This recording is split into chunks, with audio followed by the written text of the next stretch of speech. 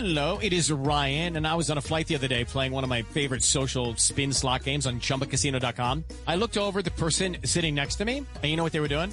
They were also playing Chumba Casino. Everybody's loving having fun with it. Chumba Casino is home to hundreds of casino-style games that you can play for free anytime, anywhere. So sign up now at ChumbaCasino.com to claim your free welcome bonus. That's ChumbaCasino.com and live the Chumba life. Sponsored by Chumba Casino. No purchase necessary. VGW Group. Void where prohibited by law. 21 plus. Terms and conditions apply. At Arizona State University, we've made online education better, smarter, and more personalized so you can go further in your aspiring field. I decided to pursue medicine once I realized that ASU did have the online program for biological sciences. You're still required to learn the same curriculum. You're still being tested on the same content that anyone would be tested on in person. The comprehensiveness of the program prepared me so well for medical school. Explore over 300 programs at asuonline.asu.edu. Well, it's later with Mo Kelly on KFI AM 640. We're live everywhere on the iHeartRadio app, and I am giddy because this is a time in which there is so much good stuff to watch on TV that I don't know where to start. I'm in the second season of The Recruit. I'm in the second season of The Night Agent. I'm now in the third season of Reacher, which just dropped yesterday. And Reacher is so damn good. It's violent. It's vulgar. It is perfect. It's everything a growing boy like me needs. And usually by season 3 with most shows, especially on streaming, they start mailing it in or they start running out of stories to tell. Not so with Reacher. And if you don't know Reacher, Reacher is based on Lee Child's popular book series about this drifter who draws upon his experience as a former Army major to uncover corruption and conspiracies all around the country. He doesn't have a address. He just kind of drifts from city to city. He has a network of other operators that he'll work with from time to time. But for the most part, he's just out there drifting around the country. And part of the reason I think why the movies with Tom Cruise didn't really work is if you have any familiarity with the character, Reacher's supposed to be a big ass dude. He's supposed to be, he's manhandling all these criminals. And Tom Cruise is not that. He didn't have the on-screen persona for that. But Alan Ritchson, he embodies the character. And he's just dispensing with fools left and right. I think the series dropped yesterday at midnight. Was it Wednesday night? I don't know, but I started watching it after midnight last night. Yeah, I started watching it this morning, and the first 3 episodes dropped. And let me just play some of the trailer real quick. I've never been so jealous of a fork in my life. You have any thoughts on dessert? Mr. Reacher, we're looking into the owner of a rug import business called Bazaar Bazaar. Let me guess. DEA thinks he's in business with bad people. You know him? I thought I killed him years ago. What did he do to you? He didn't do anything to me. Maybe we can help each other out. Carry on my wayward son. I have a plan. Undercover informant. There'll be peace when you are done. Mr. Reacher, your record is impressive. Lay your weary head to rest. Bench press proves nothing. Elbow on the pad. Don't you cry no more. Reacher and I fought. Sorry, hand slipped. Welcome to the team, Reacher. I'm in. And if you haven't seen the series, you want to watch it from season 1. It's not exactly episodic and chronological, but each season is a season-long arc story that they tell. And it's almost like levels on a video game. You have to fight the big boss at the end. It progresses much like a video game. Alan Ritchson, he's kind of Arnold Schwarzenegger in the way that he's deadpan, how he delivers his lines. Obviously, there's a physical analog because he's very muscular. And there's a running joke where he's always pumped up in a muscular way, but you never see him lift weights. And that's part of the reason why they have that joke where he thinks weightlifting is a joke. But it's like, how do you get so big, dude, without lifting weights? He's a behemoth, facing off another behemoth in this season. Yeah, for a drifter with no home, he must have a gym membership someplace, like some sort of LA Fitness card that he can use wherever he goes in the country. I like that Richardson seems to be much more comfortable in the role now than he was at first. It's a character you like hanging out and spending time with. Even though the character would probably not be likable in real life, you like the character even though that he's killing just about everyone who comes in his path. Well, you wouldn't like James Bond in real life either. What's attractive about Reacher is that he is 100% a fantasy superhero character who tells people off exactly like you would want to, but you can't kick every single person's ass like he can. And he doesn't have a boss to answer to. I mean, he's a drifter. He's not encumbered by any of the things that we in the audience are. Pardon my ignorance, but is this Reacher the same one as the one that John Krasinski was? Is it like different? No, that was Jack Ryan. That was Jack Ryan. Okay. Well, I guess with that, like, are they just different iterations like Bond? Is that kind of like what they do? Well, the only other iteration of Reacher was Tom Cruise. He did the two movies. Okay, yeah. It was mini Reacher. Right. And that's part of the reason I was saying that the movies didn't sit right, because if you know anything about the character, it just doesn't fit. It was miscast. Having nothing to do with Tom Cruise's acting ability, a big component of this character is his size. It's a running theme that everyone comments about his size. So it is kind of like just their version of it, the one that you guys are watching now. Well, this is the Amazon Prime version, if you want to call it a version, but I think it's more accurate and true. I think if I understand the root of Fuchsia's question, yes, all the shows that we love are essentially the same show. No, I was just curious because I got confused with Reacher and Jack Ryan, but now I'm getting. Yeah, Jack Ryan's a humble CIA analyst who swept into grand adventures. Reacher's just a big brute. But to Stefan's point, if you think about Jack Ryan, they've had like 4 or 5 different versions, from Krasinski to Ben Affleck to Harrison Ford. Okay. You know, so Chris Pine was in one. Chris too. Pine, as a matter of fact, yeah. The interesting thing about the Tom Cruise Reacher movies is that his size did play a significant role, in that in every movie, every time someone met him, they always said, I thought you'd be bigger. Right. Which was a joke on the fact that Tom Cruise was aware of the fact that he was not the behemoth he was supposed to be, and he tried to play more slick, smart, outwitting individuals and not get into fisticuffs with people, even though he could handle himself. It was more like, no, I'm a smart Reacher. I avoid this and I set you up to take the fall. Yeah. This Reacher is my Reacher. Alan Richardson, obviously, it takes a while for an actor to find the right role, for an actor to really show what he or she can do.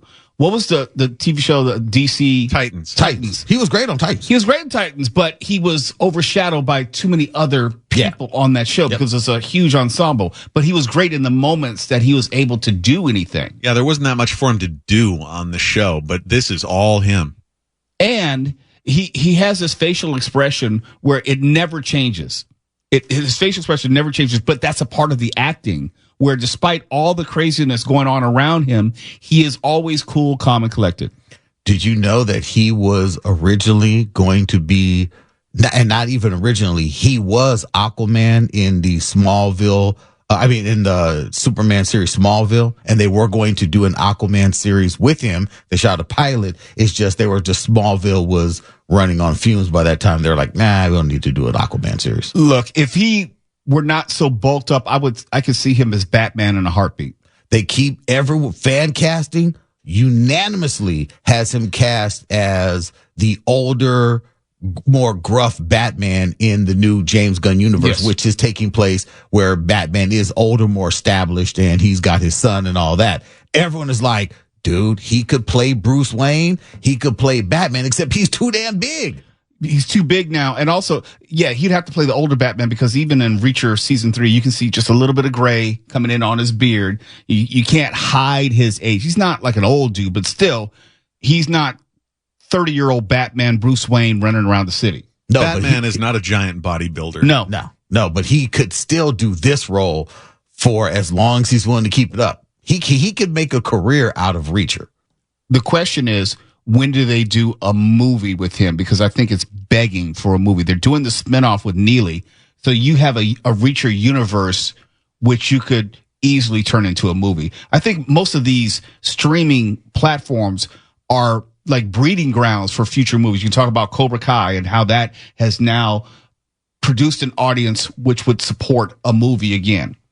The thing is, though, that since it's on Amazon, what could you do in a movie that you couldn't do on Amazon? They can sell tickets. They could have dirty words, nudity, or violence, or anything on Amazon that you could have in a movie.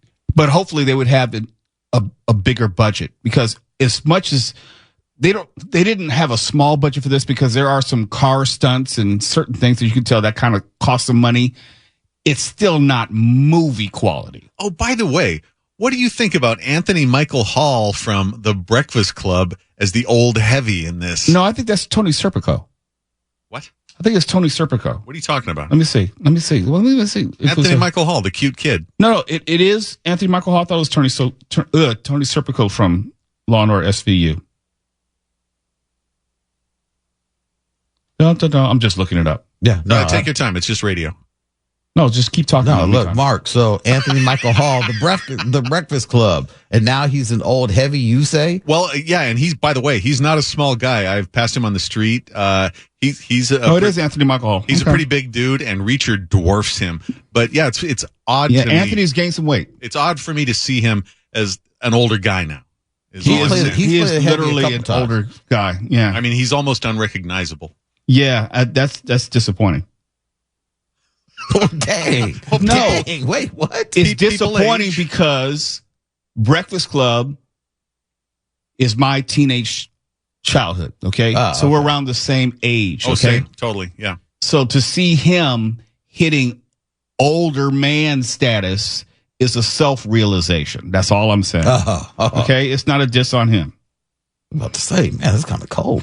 Let's talk Popeye when we come back. Let's just change the subject, okay? Let's not talk about my age. KFI AM 640, we're live everywhere. Hello, it is Ryan, and I was on a flight the other day playing one of my favorite social spin slot games on ChumbaCasino.com. I looked over the person sitting next to me, and you know what they were doing? They were also playing Chumba Casino. Everybody's loving having fun with it. Chumba Casino is home to hundreds of casino-style games that you can play for free anytime, anywhere. So sign up now at ChumbaCasino.com to claim your free welcome bonus. That's ChumbaCasino.com and live the Chumba life. Sponsored by Chumba Casino. No purchase necessary. VGW Group. Void where prohibited by law. 21 plus. Terms and conditions apply. Heart Radio app. You're listening to Later with Mo Kelly on demand from KFI AM 640. KFI, Mr. Mo Kelly, live everywhere in the iHeartRadio app, and we remember Popeye. Everybody remembers Popeye. I'm talking about the cartoon, not the movie with Robin Williams, which was fine, Shelley Duvall. I'm talking about the cartoon. And Bluto/Brutus, whose name changed for reasons I'm not exactly sure. And what was it, Wimpy? I'd gladly pay you Tuesday for a hamburger today. Yes. Yeah, and he kept getting over. How much do you think Wimpy owed? Thousands of dollars? I'm sure there's a Reddit thread that someone I wonder how many times he said that in all the cartoons. But anyhow, we had talked over the years about how different intellectual property falls back into public domain. I think it's maybe 75 years, after 75 years or so. And Popeye is the latest to do that. It happened with Winnie the Pooh. It happened with a version of Mickey and Minnie Mouse. And with those, you had independent filmmakers who turned around and turned those characters into subjects for horror movies. Somewhat funny, actually, because they were slasher flicks, but they stayed true to the characters outside of that. Well, once again, it has happened, but this time with Popeye the Sailor Man. And I don't know if and when this movie's ever coming out, but there is a trailer for it called Popeye's Revenge. And let me just let you know, it looks really, really bad. I mean, god-awful bad. Dime store bad. I will watch it. I know. It doesn't even look like it was shot on an iPhone. It looks so horrible, and it will make money. I all started with a scream. And I don't know why this Popeye movie is set in Australia or New Zealand or whatever. It just throws me off.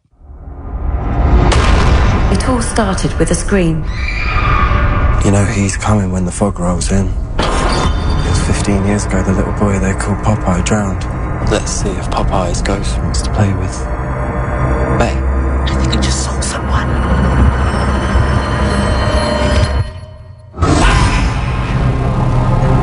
What are you doing driving down here? There's nothing down here apart from an abandoned old house. Yeah, Popeye's house, sir. My parents own the place.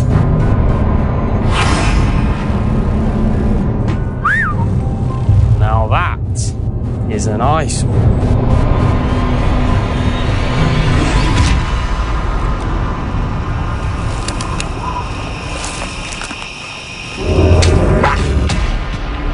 Now Popeye's running through the woods, killing teens who are having sex.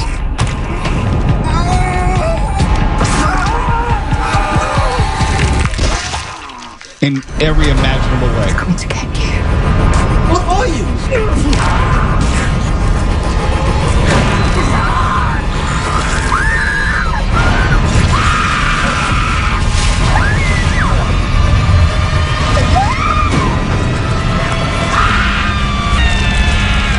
Eyeballs popping out,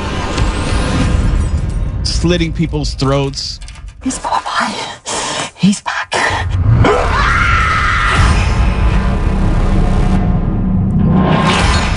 Popeye's Revenge, coming to a theater near you. You know what? I was hoping to hear that little laugh at the end of the killings. It may be in there. I don't know. Are these spinach-fueled murders? Yes. Okay. Yes, there's a can of spinach which rolls on the floor. It takes place in like a factory, right? Something like that. Part of the killings. Yeah, I don't know, but it looks like it's the Australian outback or something. Yeah. Well, I'll tell you, spinach makes me want to kill too, so I'm first in line for this. Yeah, the spinach does play a role. I don't know what. Something about, it's almost like Jason Voorhees. He drowned 15 years ago or something. Yeah. And he's come back. He's a full-grown man. And it's the thick forearms with the anchor tattoo on his forearm. So it's Popeye. Maybe we'll get an origin for the enormous forearms. That's the part that, for me, when I saw that was probably the most comical part, was his arms. I mean, it's cartoon character Popeye. But those are forearms, though, that in the cartoon you always suspected. Now we know he could bludgeon somebody to death with those. And that's what I never understood, why Popeye needed the spinach to beat the hell out of Brutus. Did he really? Brutus was never in shape. Popeye was in the Navy. He should have been mopping him every single day, twice on Tuesday. Yeah, they didn't understand that it's the big guys who are really the slow ones. Brutus didn't seem like he had any type of fighting ability. True. They just made it seem like because he's so much bigger than him. But yeah, Popeye could have taken him. Yeah, Brutus was soft. He used his size as a deterrent. Yeah, he was a bully, and he assumed no one would ever fight him back. And if I'm Popeye, I'm just eating spinach all the time. You know, if that's the key, just eat spinach. Is there a tagline for this cheap pile of number 2? Not that I can tell. Because it would have to be something like, I am what I am, a killer. Hopefully it's in there, but it wasn't in the trailer. Okay. You know, they didn't have heck. That's what I'm hoping for, like Steph said, but no, it wasn't in the trailer. But if it's true to the Popeye character in the way the visuals were, because it looked like Popeye, then it'll probably be in the movie somewhere. But there's no way I'm paying money or paying time to see this. From Sailor to Slayer. I am so in.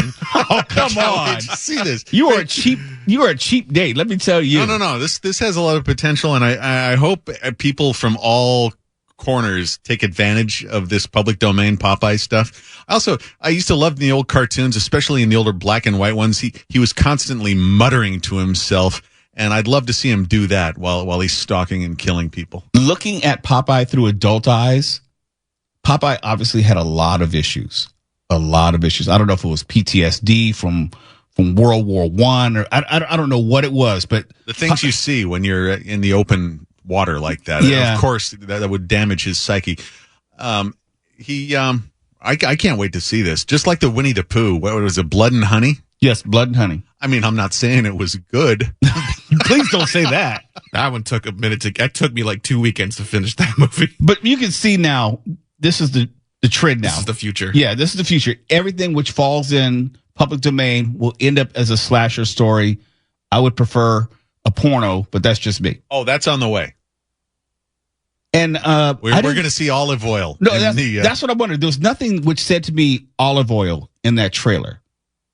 Well, maybe they're saving that. Well, hopefully. You can't reveal every single thing in the trailer. It was a bad movie. There's nothing to hold back. You should give it all up right now. I think we should plan on a dude's night out to go to the Popeye movie, but I doubt it's going to be in any theater any place. No, it's probably not going to be shown anywhere in California. It's going to be showing on your phone. Oh, but when we come back, Mark Runner, I definitely need you because there is a major James Bond intellectual property update that I got to have your opinion on. It's big news, big news, and it's going to make you very angry. Oh, I've been angry all day. You're listening to Later with Mo Kelly on demand from KFI AM 640. James Bond, something we've discussed here on Later with Mo Kelly any number of times. And the last time we discussed it, we were wondering out loud what was going to happen with the James Bond franchise because there was a lot of friction between the producers who own the intellectual property, the copyright, and also Amazon Studios, because short story is Amazon wanted to create this whole Bond universe and spin-off characters, and the owners of the IP, Barbara Broccoli and her half-brother Michael G. Wilson, were pushing back on that, thought it would cheapen the brand. Well, come to find out today that Amazon MGM Studios and the longtime producers of the James Bond film franchise, the aforementioned Barbara Broccoli and her half-brother, Michael Wilson, said that they made a deal that will give Amazon creative control of the British Super Spy series. And I know, Mark, you are not happy about that at all. No, it's the first thing I woke up to, and it put me in a rotten mood all day. I got to tell you, because we know that, okay, Barbara Broccoli is the daughter of Cubby Broccoli, who was the producer who made Bond big in the first place back in the 60s. And they've been in charge of Bond since, I guess, the 90s, is it? Yeah, I think that's right. Yeah. And I got to tell you, I haven't always agreed with every single thing they've done with Bond. I think their movies have been real hit and miss. But it was reported that Barbara had actually referred to the Amazon people as effing idiots. And so that doesn't exactly fill you with confidence about what is to come. I mean, I don't know how big a Bond fan you are, Mo, but I have been my whole life, and I still am as an aging man. I think that with Amazon in charge, Bond won't be as special. They're going to dilute it. It's going to be more ordinary. Bond films have always been a huge event. Those are like the bespoke action adventure films of all time. This is a money grab. I get the sense, not knowing the players, I get the sense that Barbara Broccoli just threw up her hands and said, I give up. If only because she was holding on so tight prior to this and very, very specific and particular about what the Bond franchise meant, how it was going to be used in the future, and what it was not going to be. And I never suspected that they were going to do anything that Amazon MGM wanted to do. It just seemed completely antithetical to her vision of the character. Yeah, and even if I'm not a fan of everything Barbara Broccoli and Michael Wilson have done with Bond, I really admired them telling Amazon to go pound sand, you know? And they did tell them that. So it was even more surprising to think that they came to some sort of agreement when in an vision sense, they couldn't have been further apart. And to allow then what I perceive as Amazon getting the go-ahead and the green light to spin out this Bond universe. I don't want to see a quote-unquote Bond girl TV show. I don't want to see a Bond villain series, because the James Bond universe begins and ends with James Bond. You're going to get a Moneypenny miniseries. You're going to get a Felix Leiter miniseries, all of it. They're not going to leave any corner untouched. But we've seen this with other intellectual property, like use Batman, for example. We had a Gotham series that didn't have Batman in it. We had a Pennyworth series that didn't have Batman in it. You had this Rogues Gallery, and you've seen it with Spider-Man in the Sony universe. It always fails, now it will make money for the company, but to your point, it definitely dilutes the brand. The Sony Spider-Verse diluted the Spider-Man brand. They may surprise us. Odds are that some of it is going to have to be watchable or decent. Like that Pennyworth series you were talking about was really good, but nobody saw it because it was on some obscure streaming service. Epics. Yeah, thank you for that. The only reason I know that because we interviewed the star. Oh, yeah, Jack Bannon. Yeah, he's great. He's really good. Perfect, Alfred. So some of this stuff might be okay. And of course, a lot of it's going to depend on who they pick as the next Bond. And I don't know about you, but I haven't seen a single person who I thought, oh, yeah, that's got to be the guy. It supposedly was going to be Aaron Taylor Johnson, and I'm quite sure Craven did not help that out. No, don't put Craven at the top of your resume ever. And they've waited so long, which says to me there isn't anyone who they like for the character. They would have chosen that person by now. Yeah, Henry Cavill's name has been floated around for a long time, but he's too famous now. Bond is traditionally not a huge star when he takes the role. Even Roger Moore wasn't huge when he took the role. He was a TV star. Nobody knew who Sean Connery was. George Lazenby was a male model who just walked in off the street and had so much nerve that that's what impressed Broccoli. But also, Bond was usually slight in build. He certainly wasn't a giant bodybuilder. I mean, if you read the books, his workout regimen is a couple of weeks of swimming before a mission. True. Yeah, and maybe having sex. That's about it. Well, that can be exercise if you do it correctly. But James Bond, and part of his allure, I think, was because he was always fighting villains or henchmen much bigger than him. Be it Odd Job or Jaws, he was at a physical disadvantage. Yeah, you got to kind of differentiate between the books and the movies. Like in the movie, he just chokes Goldfinger to death. There's no getting sucked out of a plane window. But yeah, I mean, he's always outmatched, and that's one thing I think that a lot of the recent movies have gotten wrong. Bond is no team player. He is alone. He is a loner. There's something not right about him mentally. He is the kind of person who is recruited for that kind of job. He's an orphan. Well, he's a sociopath and a psychopath. I don't know if he is those things, but he's not a nice guy. And what was cool about Bond way back when Dr. No came out was like, here's kind of a different hero. You don't want to go have a beer with this guy. You send him out on a mission, and then you just wait for the bodies to pile up. He was, I wouldn't say he was all the way an anti-hero, but he was adjacent to anti-hero. Well, he was inspired by pulp heroes, and you've got to remember that there's absolutely no way those books, and especially the movies, were meant to be taken as serious spy things like John le Carré. They're pulp fantasies. They're over the top, they're ridiculous, and there's a lot of elements. I mean, the movies are just completely over the top, insane productions, but there are things like, the Garden of Death with all the killer plants in one of the books. I think it's You Only Live Twice. But there's a lot. It was never meant to be anything other than cartoonish adventures. They're not serious books or movies. But it's okay that art evolves, or our perception of that art evolves. I love them. I mean, I'll watch every Bond thing that exists. And like everybody, I've got my favorites. What's your favorite Bond movie, Mo? Oh, it's Goldfinger. There's nothing is close. Remember when I texted you, I said, hey, the irradiated gold would have not been irradiated anymore? Because I think it was like 48 years they talk about it in the movie. And so I think 48 years have passed. I love Goldfinger, and it's definitely the one that solidified the formula. I think a close second is On Her Majesty's Secret Service. Yes. It's an absolutely perfect adventure movie. Yeah. I don't know. But see, the movies that I like as an adult, it's Goldfinger. I grew up with Roger Moore, so I have more of a personal affection for The Spy Who Loved Me. And even the horrible Moonraker, because I remember my dad taking me to see that movie. Well, listen, the first half of Moonraker is watchable, but when they get into space, and they felt like they had to do this because Star Wars was popular and That's true. An S-ton of money. But the first half of Moonraker is a lot of fun. And I got to tell you, Roger Moore's acting in Moonraker is about the best of his acting in any of the Bond movies. Look at that part where he gets out of the centrifuge and he can barely stand up straight. That's some acting there. That's and good. Also when he was having sex in Zero G. That was great acting. I think he's attempting re-entry, sir. That's the best closing line of any of them. And my dad took me to see that as a child. Poor fatherhood. It's just a poor example. I will always be jealous of you for that. What a cool experience. It was.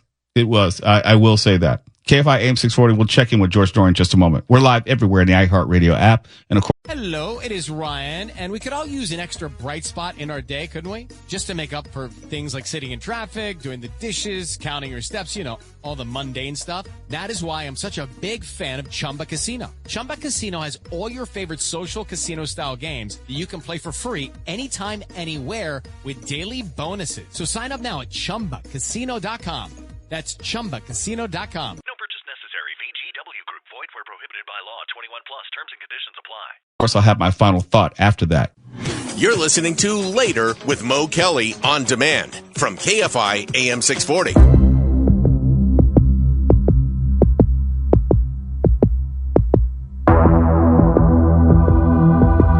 KFI Mo Kelly and now George Norrie. We're live everywhere on the iHeartRadio app. And before we get out of here, I just got to let you know, each night during the week, I do a final thought, some closing idea or subject I want to cover. And some people have asked me, where can I find them? Well, we put them all together in a podcast, and I put it up on Friday, Thursday night, Friday morning, all of them for the week. So you can find them each week at the end of the week on the podcast. So just listen to the podcast or download the podcast. You'll find them. George, good evening. What's coming up on the show tonight? Mo's final word. I like that, by the way. Thank you. We got a classic coast to coast tonight, Mr. Kelly. We're going to talk about biblical archaeology. And then later on in the program, an astrologer talks about the mess we're in. Quick question. Last segment, we were talking about James Bond and the changeover as far as who controls the intellectual property. Do you have a favorite Bond movie? Goldfinger was, of course, one of them, but You Only Live Twice, and I like the music from all of them. Yes. Just a classic. Now, who was your favorite James Bond? Mine was Sean Connery. Yes. Thank you very much. Hands down. Hands down, Mark Ronner. Hands down. No argument from me. Sean Connery was the best, and his rugs were the best as well. Yes. My number two, my 1A would have to be Daniel Craig. He grew on me. Not bad.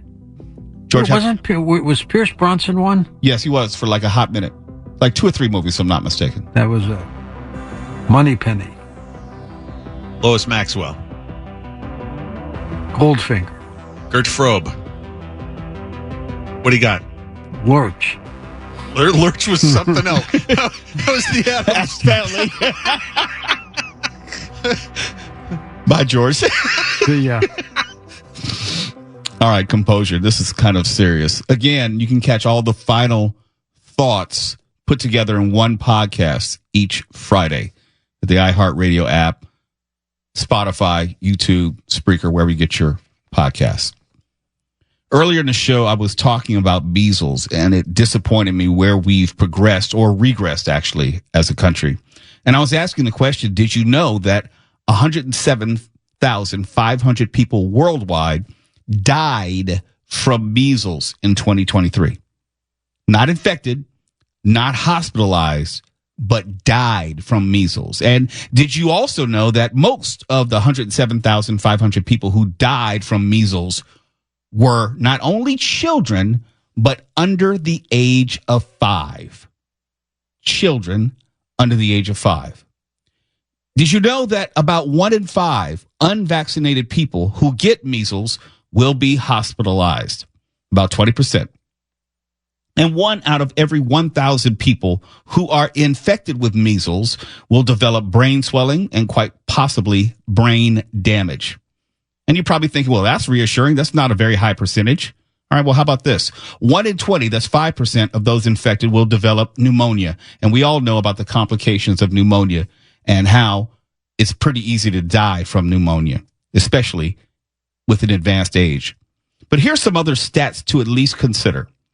1 to 3 people of every 1,000 infected with measles will die, even with the best care. In other words, it doesn't matter if it's in Asia, it doesn't matter if it's in Ukraine, it doesn't matter if it's in Africa, where most die from measles because they are the least vaccinated. 1 in 3 who are infected out of 1,000 will die, even with the best care. And it kind of goes back to the whole asteroid hitting the Earth and the plane hitting the side of the mountain analogy that I often use. It may not be a high mortality rate until it involves your child and the possibility that he or she might end up as one of the 107,500 children worldwide who dies of measles. There's just some things you don't play with. There's some games you don't play. And I'm only talking about those who are unvaccinated and infected. And speaking of unvaccinated, here's another stat that I really want you to consider on this evening. More than 90% of those who are unvaccinated, including your unvaccinated children, and also come in close proximity to someone infected with measles, will also become infected. In other words, if you're unvaccinated and you come in contact with someone who's infected with measles, there's a 90% chance of you contracting measles. If you are elderly and unvaccinated for measles, your outcomes, of course, are worse. Worse in terms of contracting it, to pneumonia, to brain swelling, and even death. And what bothers me the most is we're not talking about a COVID vaccine, which was relatively new. I say relatively because it's 2025 now.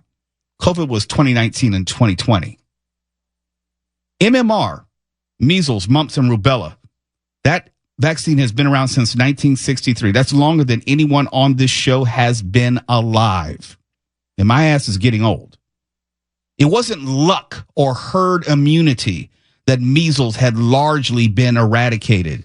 It was because people still trusted science, still believed in doctors, and that had not changed in the 60s, 70s, 80s, 90s, and so forth. Measles, polio, whooping cough, and others have reemerged in 2025 because we collectively stopped believing in science. We, the non-doctors, the non-physicians, believed that we knew more than the doctors, than the virologists, the pathologists, the immunologists, the epidemiologists. But here's the truth. We don't actually know more. We just believe we know more. And it ain't true. And because we have placed YouTube research over peer review studies, here we are dealing with another measles outbreak in America. 2 doses of the measles vaccine are over 97% effective, just in case math and science are still welcome in this country. 20 YouTube videos espousing the contrary are 0% effective. Now, it may be just me, but I'll choose the 97% over the 0 any day of the week. But for you, choose wisely for our children's and grandmommy's sake. For KFI AM 640, I'm Mo Kelly. We're watching everything, so you can watch your sanity. KFI. And KOST HD2. Los Angeles, Orange County. Live everywhere on the iHeartRadio app. How to have fun anytime, anywhere. Step 1, go to ChumbaCasino.com. ChumbaCasino.com. Got it. Step 2, collect your welcome bonus. Come to Papa welcome bonus. Step 3, play hundreds of casino-style games for free. That's a lot of games. All for free? Step 4, unleash your excitement. Woohoo! Chumba Casino has been delivering thrills for over a decade. So claim your free welcome bonus now and live the Chumba life. Visit ChumbaCasino.com.